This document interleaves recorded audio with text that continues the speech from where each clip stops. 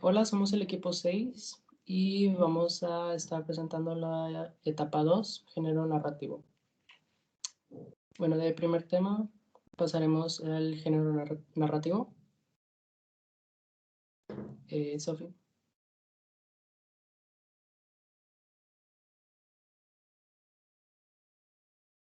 Bueno, esto tenemos que la narrativa es un género literario que usa la prosa como su forma de expresión. Y la prosa es la manera como nos comunicamos habitualmente en el habla cotidiana.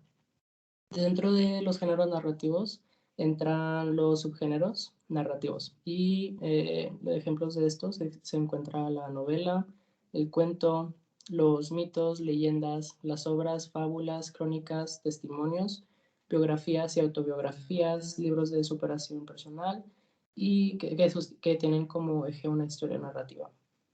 Las características del género narrativo incluye el tiempo, el cual se da el tiempo interno de la hora, tiempo interno de la hora y tiempo externo, que es el momento histórico en que se desarrolla.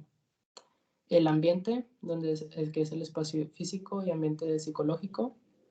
Narrador, extradiegético o intradiegético. La trama que ocurre en la historia y la forma como se narra. Personajes, los principales, los secundarios e incidentales. Y por último, la estructura que está de planteamiento, desarrollo y al final desenlace.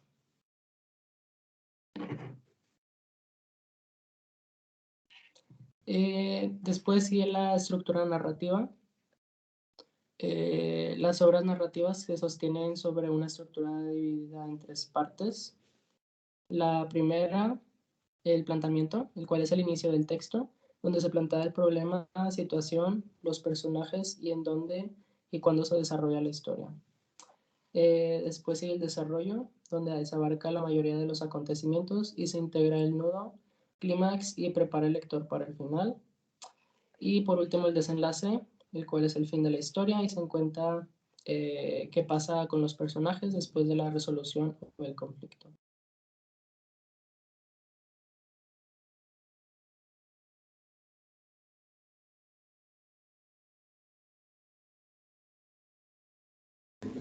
Aquí dentro de la estructura narrativa están los personajes que están divididos en los principales, en los secundarios y en los incidentales.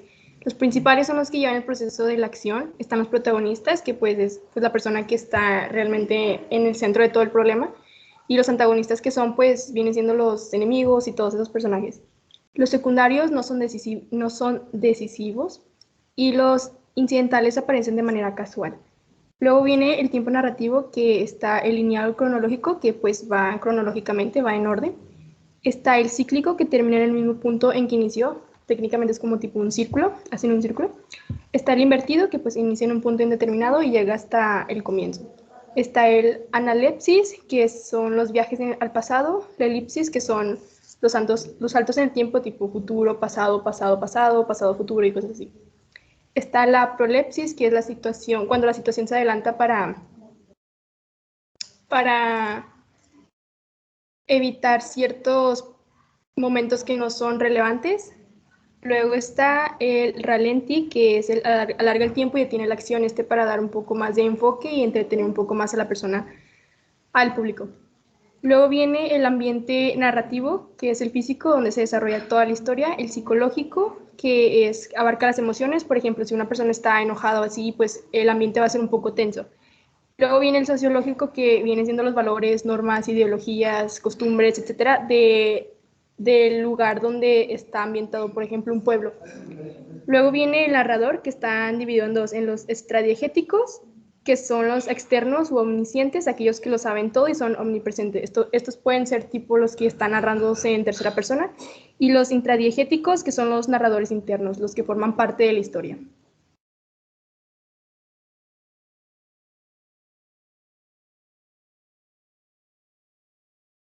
Después, un aspecto importante en la literatura es involucrar a la sociedad, ya que esto hace relaciones o que conectes con la lectura al momento de leerlo y también que se entienda el contexto social en el que se narra.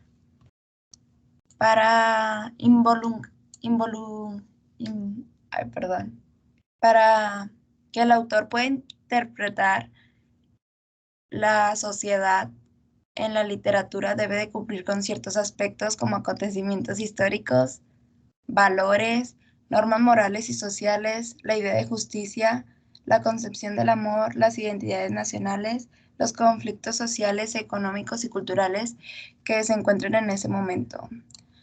Y también depende mucho de la ideología y punto de vista y perspectivas del autor, ya que al emitir el mensaje en congruencia con la filosofía de su vida o relacionada al autor, pues se puede tomar diferente percepción depende de quién lo lea. Sin embargo, también hay que considerar que pues cada persona crea su propio contexto ideológico, político y social y cultural. Por eso es importante dar contexto social de lo que está pasando en la literatura. También al abordar cualquier texto literario, si desconocemos los datos de su producción, es importante revisar que se cumpla con el contexto histórico y social para tener más sentido de la literatura o de lo que leamos. Y por último, esta es una tabla relacionada a una lectura que se llama Nos han dado la tierra, y es importante relacionar o identificar varios aspectos de un texto literario, tanto como los personajes, el ambiente, tiempo, narrador, contexto de producción, ya que esto te da como una visión más clara de lo que estás leyendo.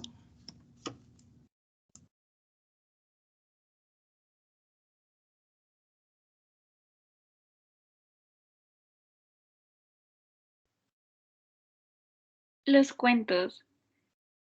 Es una narración que presenta hechos fantásticos, reales o una mezcla de estos. Trata un solo suceso de manera generalmente breve y a menudo intensa y cargada de significado. Tiene su origen en la oralidad y, al igual que los subgéneros narrativos, comparte con estos la misma estructura y características. Lo que cambia es el contexto en que se produce y, por lo tanto, la visión del autor, el tratamiento, la técnica de producción y, actualmente, el soporte de lectura. Ahora, las fábulas son un texto didáctico escrito en prosa o en verso. Por lo regular cierra con una moraleja o un consejo de carácter moral, como lo indica su nombre. Sin embargo, algunas fábulas modernas la omiten. Tienen la misma estructura y elementos de los textos narrativos y están escritas en tercera persona porque el narrador es externo. Las fábulas tienen un autor definido y muchas de las fábulas que nos han llegado al día de hoy han sido las mismas, pero recreadas, adaptadas por escritores de distintas épocas.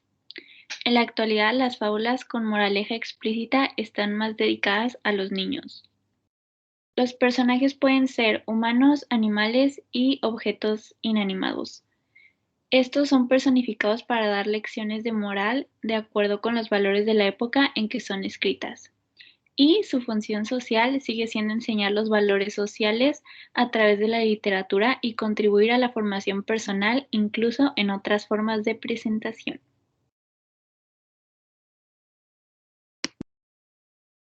Por último, tenemos los mitos y leyendas, que los mitos y las leyendas son textos de origen oral y fuentes de memoria histórica y cultural de los pueblos. Siempre son narraciones anónimas por ser creaciones colectivas. Una característica particular es que el narrador es invariablemente externo y estos son parte de la herencia cultural. Se deriva esta por dos, que son las leyendas y los mitos. Primero voy a explicar la leyenda porque es la más corta y la más común, la más usada y la más llamada, que las leyendas son relatos de hechos que ocurrieron o que suceden en la realidad, pero que son mezclados con elementos fantásticos, ya sea los lugares, los personajes o las cosas que se mencionan en estas narraciones, son importantes para que el pueblo que crea estas historias, que es el que las manda, que es el que las hace, pues, ya sea porque forman parte de su entorno o que representan un elemento cultural relevante. Un ejemplo es la Llorona, que es la más conocida. Luego, por otro lado, están los mitos, que son relatos que tratan de explicar mediante sucesos extraordinarios el origen y desarrollo de una civilización o algunos aspectos de esta. Son narraciones que simbolizan aspectos culturales, como ya mencioné. Un ejemplo puede ser el Génesis, el relato bíblico, pues. Y hay varios tipos de mitos. Está el mito teogónico, que su característica es que se relaciona con el origen de los dioses y las divinidades. Luego tenemos el cosmogónico, que trata de explicar el origen del universo y del mundo. Está el etiológico, que habla del surgimiento de un elemento de la naturaleza. Está el escatológico, que refiere en circunstancias posteriores a la muerte. Un ejemplo de este, porque creo que es el más difícil de aprender, es que el mito mexicano de los perros, a los que se le conoce la gracia de guiar a los muertos al inframundo. Por otro lado, tenemos a los morales, que relatan la lucha entre fuerzas opuestas, como el bien y el mal, la oscuridad contra la claridad. Ese puede ser el ejemplo de cómo expulsaron a Lucifer del paraíso. Y luego, por último, tenemos los antropogónicos, que cuentan el origen del ser humano. Luego, en el otro lado en otro tema tenemos la novela. En la novela es una narración extensa en prosa que desarrolla acciones ficticias en todo o en parte. Esta puede contener una o varias historias cuyo eje sea una historia principal en la que al final todas confluyen. Los ambientes, los personajes, las épocas, los lugares tienen que relacionarse de tal manera que al lector le resulte una obra verosímil. Verosímil significa que aparenta ser verdadero o que es creíble por el simple hecho de no ser falso, a pesar de implicar realidades alternas. La novela es un subgénero y es el más complejo porque le cabe de todo, por así decirlo. Para identificar los elementos de la novela se recomienda usar estas preguntas, que son las de secuencia, que viene siendo de qué partes, momentos, episodios o capítulos consta la novela. Luego tenemos la otra pregunta, que es de narración. Dentro de la narración, vaya la redundancia, ¿qué anécdotas se cuentan aunque en apariencia no tengan relación con la historia principal? Y por último, las últimas preguntas que te puedes hacer es de las historias secundarias. ¿Qué le sucede a los personajes secundarios mientras se desarrolla la historia principal? En la mayoría de las novelas, el lector juega con un papel activo para que los que la leemos se identifiquen con ella. Gracias por su atención.